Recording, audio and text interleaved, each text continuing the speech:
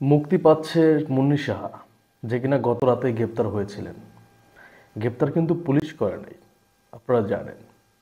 এই মুন্নি সাহাকে, মুন্নি সাহার মতো সাংবাদিক যারা কিনা শেখ হাসিনাকে নোংরাভাবে সাপোর্ট করে গেছে, তারা ওপেনলি চলাফেরা করতেছে। এটা আমাদের পুলিশের চোখে ধরা পড়তেছে না। এটা ছাত্র জনতা দেখে তাকে গ্রেপ্তার করতেছে। চিন্তা করেন, ছাত্র মানে জনতা তো গ্রেপ্তার করার কোনো ক্ষমতা নাই, তারা পুলিশের কাছে ধরাই দিচ্ছে। কিন্তু এটা পুলিশ দেখতেছে না। মুন্নি শাহকে কে না চেনে বলেন?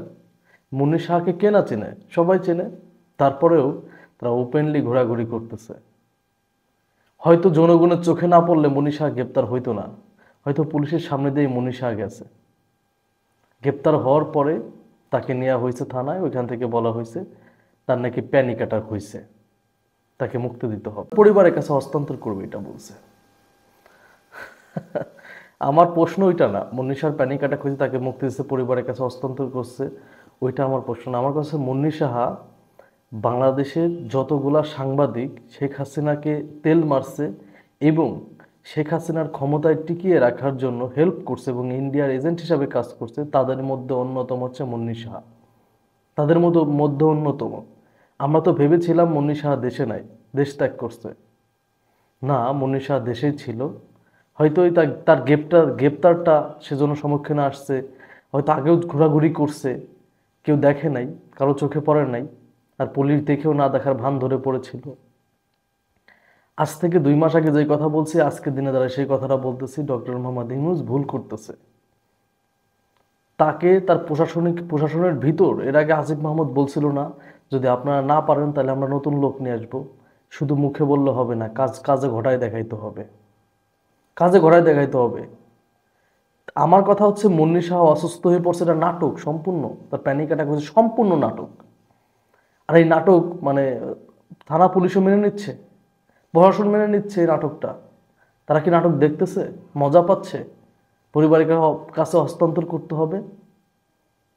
এর আগেও তো ঘটনাগুলো ঘটছে। হত্যা মামলার আসামিরা জামিন পাইছে না।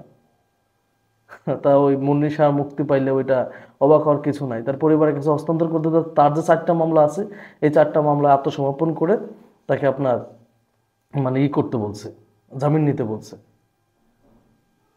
আমি অবাক হই ভাই, আমি অবাক হই।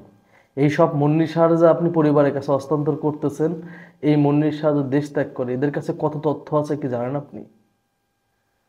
এই মুন্নি শাহর কত তথ্য আছে? মুন্নি সাহা 57 জন সেনা কর্মকর্তার হত্যার সব তথ্য মুন্নি সাহার কাছে আছে।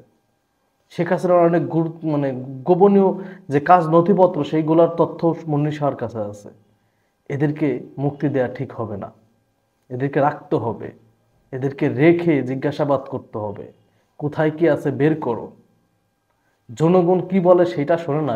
আমার কষ্ট লাগে এই জায়গায়, কোনো সরকারই আসলে জনগণের কথা শোনে না। আমার কষ্টের জায়গাটা এইখানেই। আমরা যতই চিল্লাই না কেন, আমাদের কথা কেউ শোনে না, জনগণের কথা কেউ শোনে না, কেউ না।